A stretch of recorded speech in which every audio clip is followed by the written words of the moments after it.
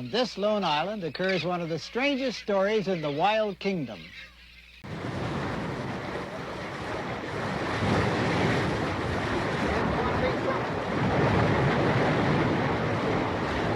What we're looking for happens only in one place in the world, in the isolated Sea of Cortez on this one island, and then only on one particular stretch of rocks.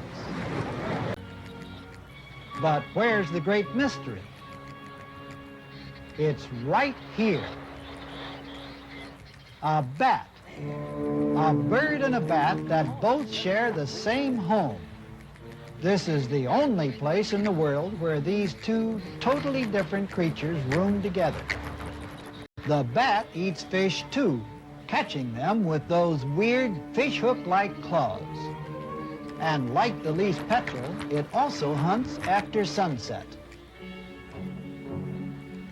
But the amazing fact, the truly remarkable thing, is that both fish bat and petrel live together. And only here, in these rocks, on the lonely island of Cardenosa.